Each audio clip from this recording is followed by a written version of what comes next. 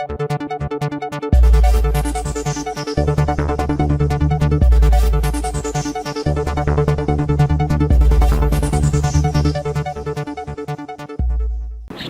स्वागत है आपका एमपी न्यूज में। मैं हूं आपके साथ शालिनी। आइए बढ़ते हैं आज की बड़ी खबर की ओर। एक बेड में तीन बच्चे सोने को विवश। मामला नेताजी सुभाष चंद्र बोस जूनियर बालक छात्रावास बालाघाट का। शासन द्वारा छात्र हित में कार्य करने की बात तो कही जाती है, लेकिन उनको मिलने वाली सुविधाओं पर ध्यान नहीं दिया जाता है। हम बात इसलिए कर रहे हैं क्योंकि कई छात्रावास अधीक्षकों को बच्चों को मिलने वाली शिष्यवृत्ति के लिए लिखा जाता है, तो कुछ को छात्रावास की सुविधाओं को लेकर। हम बात दूर दराज के छात्रावास की नहीं बल्कि जिला मुख्यालय के छात्रावास की बात कर रहे हैं, जहां बच्चों को सुविधाओं के अभाव में शिक्षा अध्ययन करना पड़ रहा है।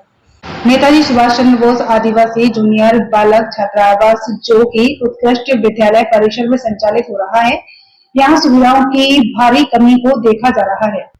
बच्चों को सोने के लिए पर्याप्त पलंग नहीं है, जिसके कारण 2-3 बच्चों को एक पलंग में सोना पड़ता है, जिसके चलते बच्चों को पढ़ाई करने व सोने में भारी दिक्कतों का सामना करना पड़ रहा है।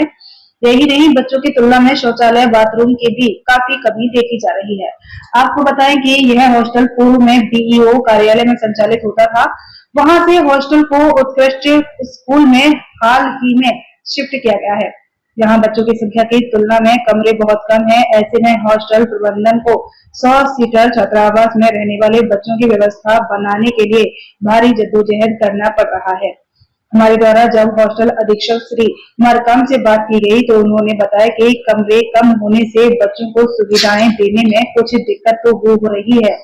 वरिष्ठ अधिकारियों को इस ओर ध्यान देकर समस्या समाधान किए जाने की दरकार है। धन्नूलाल मरकाम।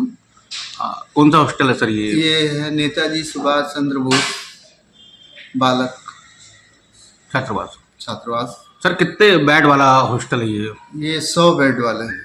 तो अभी क्या जैसे नई जगह शिफ्ट हुए हैं आप, तो किस तरीके की व्यवस्था हुई है यहाँ पर? अभी यहाँ पे सर कोई व्यवस्था तो है नहीं उतने ज़्यादा, बच्चों के हिसाब से बहुत कम है। 100 बेड है, लेकिन अपन 30, 35, 40 बेड में ही मतलब बच्चों को सुला रहे हैं, डबल ट्रिपल। बच्चों को थोड़ी सी सोने की ही प्रॉपर बस।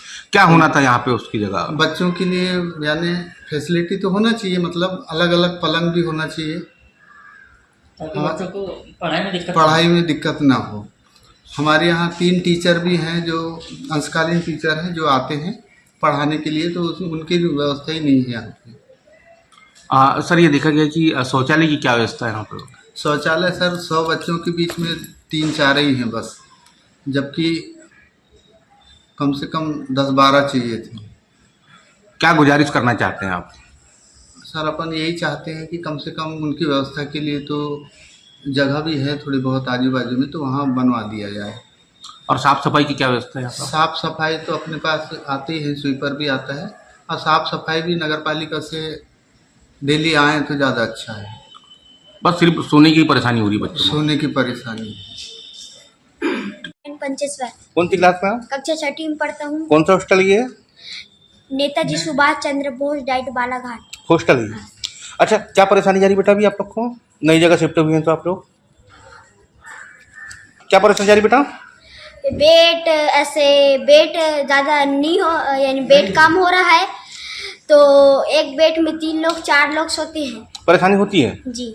तो बाकी टपकता तो नहीं सर? इधर टपकता है, आसपास वाला बेड पूरा गीला हो जाता है। बाकी सब चीज़ की सुविधा है, बाकी बस यही कि थोड़ी सोने में परेशानी होती है। फिर पढ़ाई लिखाई करने में भी परेशानी नहीं जाती।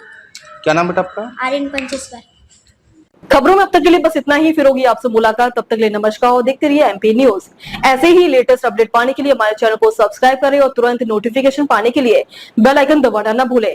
यदि आप हमें फेसबुक या इंस्टा के माध्यम से देख रहे हैं तो हमारे पेज को फॉलो जरूर करें। धन्यवाद।